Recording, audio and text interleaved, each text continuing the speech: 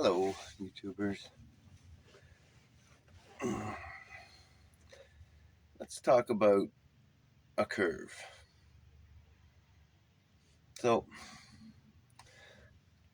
if you're on a curve, even a slight little tiny curve like that, just the slightest little curve, and let's say you're a little tiny ant, tip of my finger, just tiny, and this is a second little ant, and he's walking away from you on the curve, right?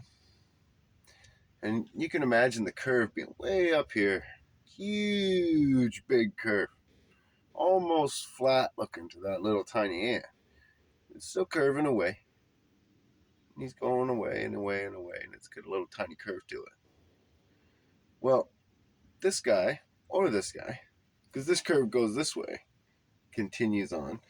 But let's say that this is the ocean, and this guy's standing on the land. Okay, so he's moving away like that. At no point ever in this curve is this little ant gonna see the curve, the water up here above and past that ant, because it drops away. So there's always going to see the ant, and he's always going to be like on top of the curve, and you're going to see the sky past him, clouds, shit like that. But you'd never see the water up past him unless he was in a bowl or on a perfectly flat plane, right? And then boats. How do you think boats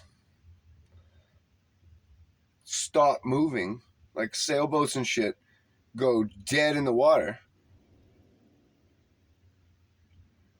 when the wind's flat and stuff. Like a sailboat back in the day, they could go dead in the water for like a week at a time or whatever. That's why the Vikings put the rows and kept the slaves down in the bottom. They could shove the oars out, and they could catch up to you and attack your boat, no matter, because you'd have to have a lot more sail than them in order to get away from them, because they're going to be power assisted. But also, they they would never be like stranded at sea for days and days and days, just sitting, waiting for a breath of air, like the British boats had to do. A lot of work to row those oars and whatever, but that's why they took over ships. They boat up to a British ship, conquer them, take a bunch of slaves, throw them down into the hole as a row guy, feed them hardly anything, keep them alive, kind of thing, and they shit, sleep, and eat right there in the row spot, and then they die right there, and you fucking throw their body overboard and replace them with a new slave. Or if they got like weak and you took over a ship and you had an abundance of slaves, you just killed them. They just threw them overboard, cast them away, and put new, stronger men in their place. Or if you were subordinate and you didn't row or didn't listen, again, you tossed out at sea. I can't think of a worse way to die. You just fight the water, waiting for something to eat you or for your energy to run out eventually, and you just sink.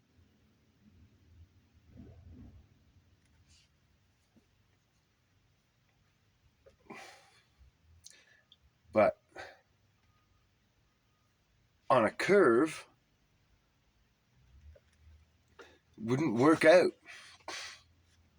Sorry. And I know you guys and your fucking gravity. The curve's greater than that. Like, it would be a visible curve.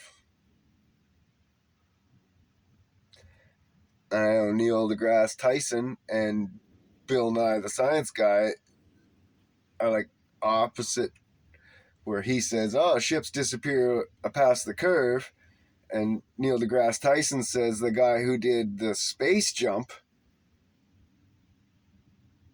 wasn't high enough to see the curve because he jumped from high orbit. He said, "Oh, high orbit. He was only like 2 millimeters off of this beach ball. He wouldn't have seen anything, blah, blah, blah." Shit, would?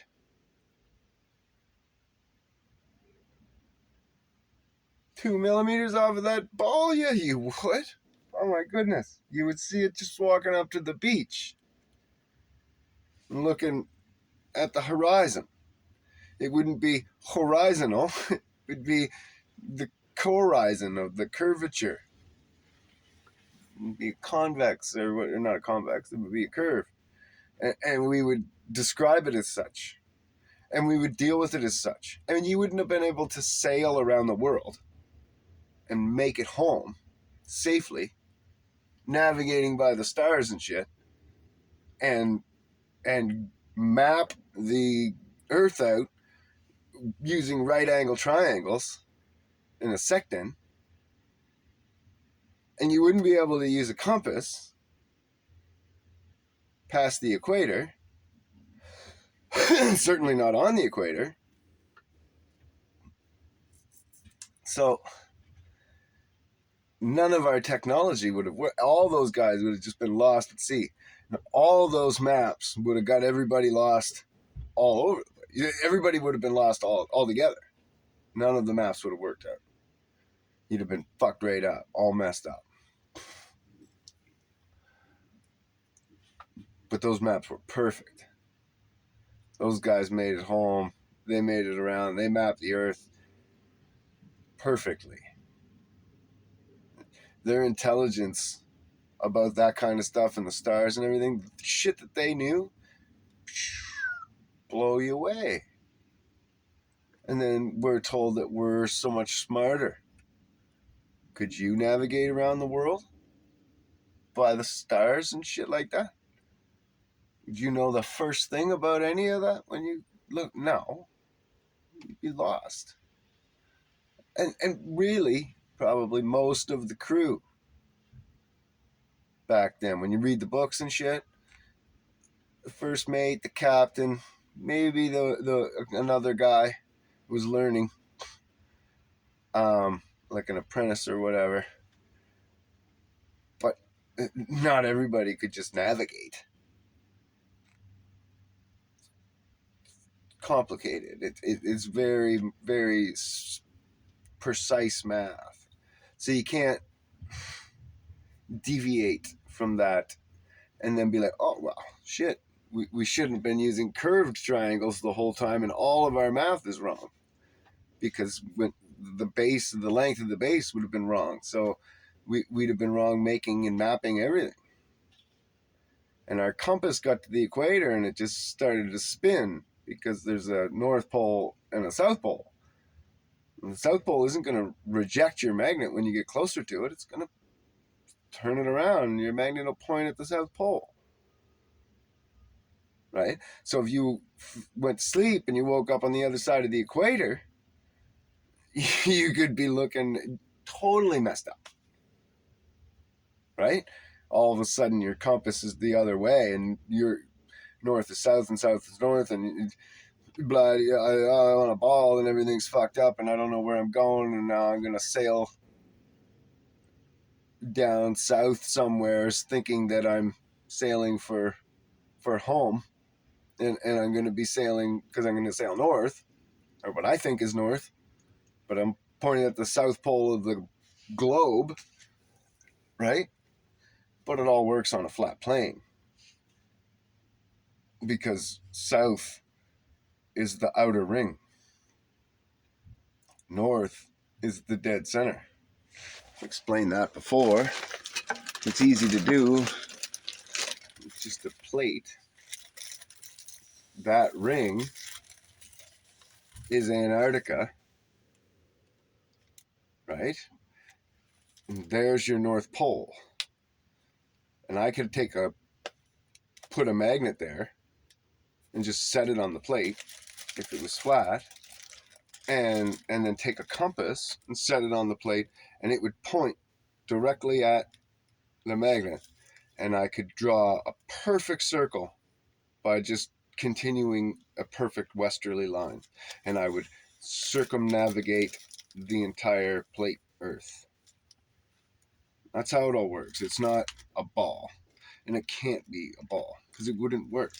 You'd get past the halfway point of the plate out here, and your compass would point, because it's not a ball. Because it's not a plate anymore. If you're thinking about a ball, I don't have a ball.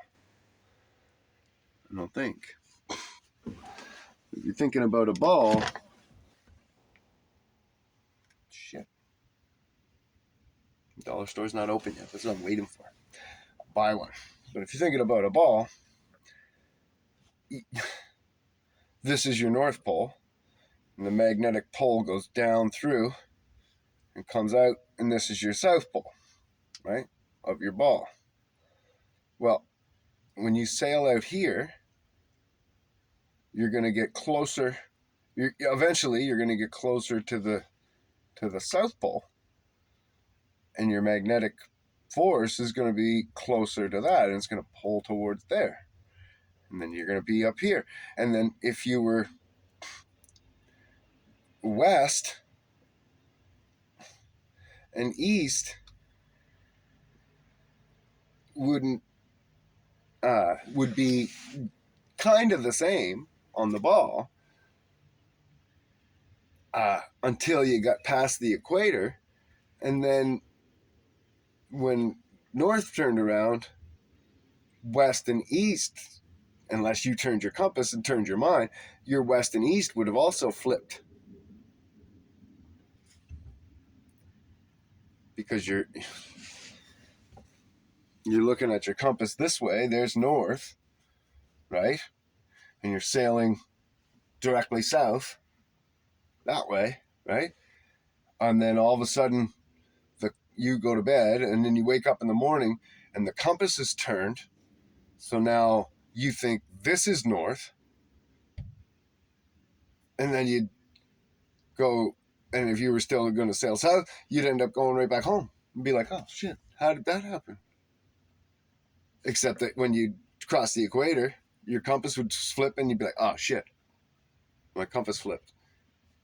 Now I need to go back that way, and now I need to switch my course and start traveling north.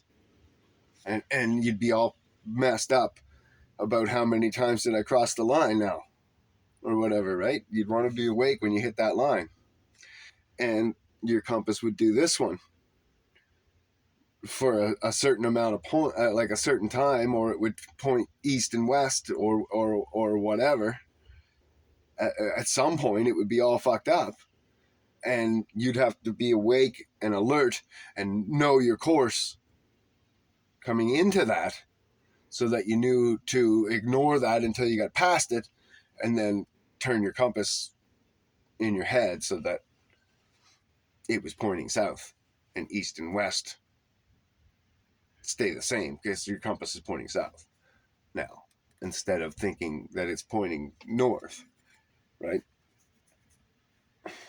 It would be very much more complicated to circumnavigate the Earth that way, north to south. It would be so hard to get and stay right.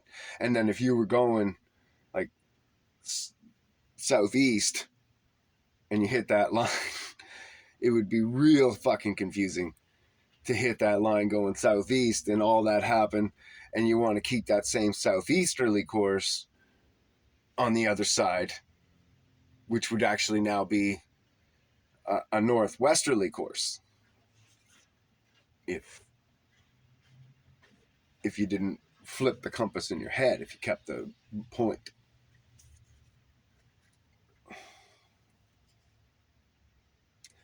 So it would be stupid complicated, and so it would be written about.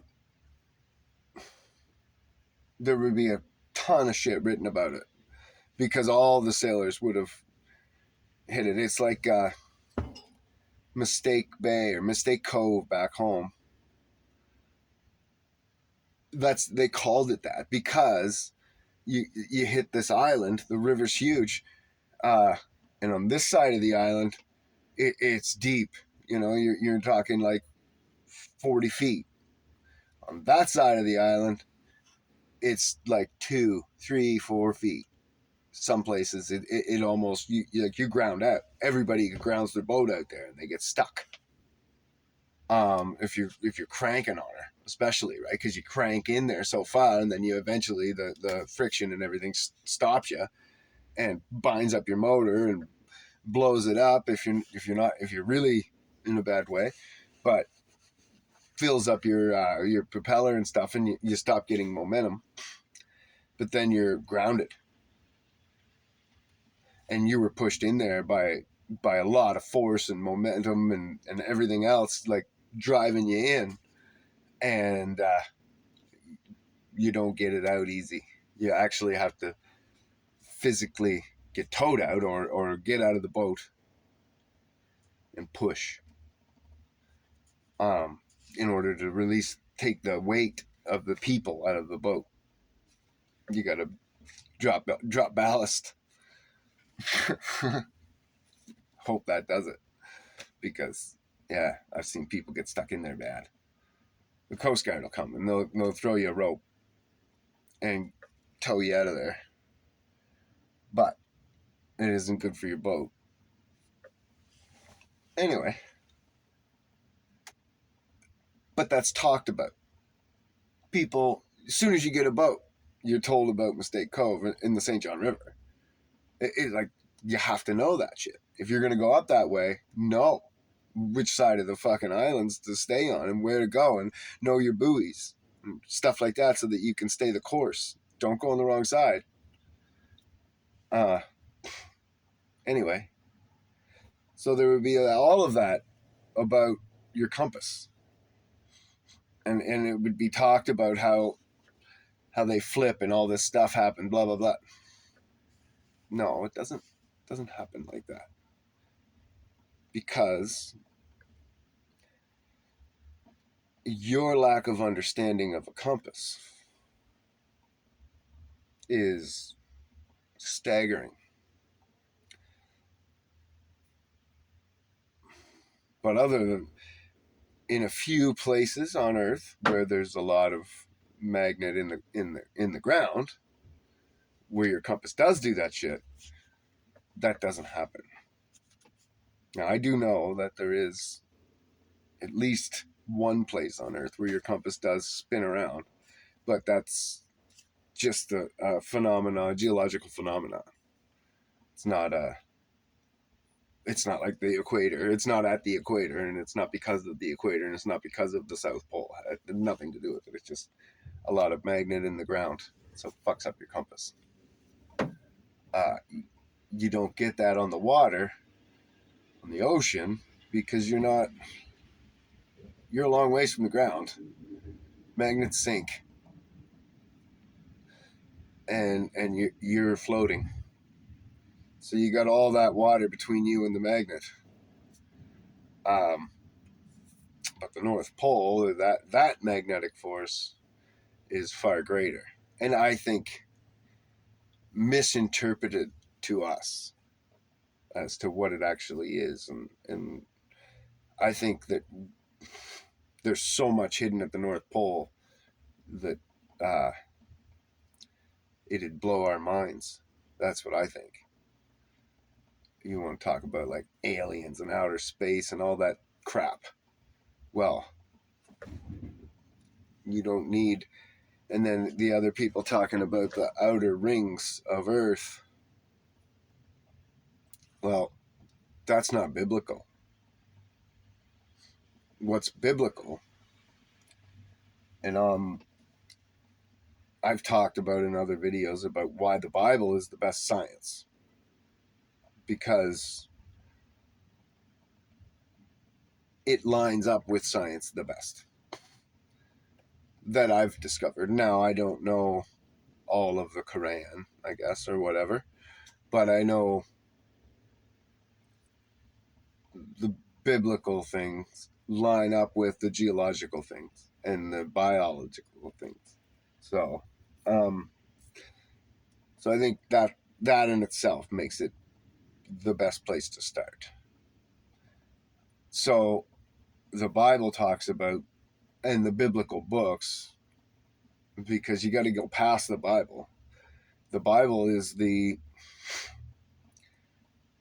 starter book where it says, show yourself approval in all things. And then they say, well, we deleted 13 books when we translated it, and we did this and we did that. And then so go and read all those books. And they were all derived from and quote, the Bible quotes all these other books like Jasher. Go read those books. These false Jews tell you not to read those books in order to hide information from you, hiding knowledge from you. It's not about you not needing it. It's knowledge. You need knowledge. Starve for it. Thrive for it. Go out and find it. Knowledge is super important. So go get it.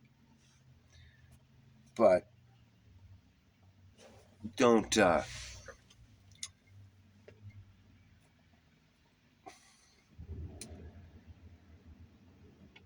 think it's all in the Bible. Right? Satan has been fighting that book for, let's call it, 4,000 years.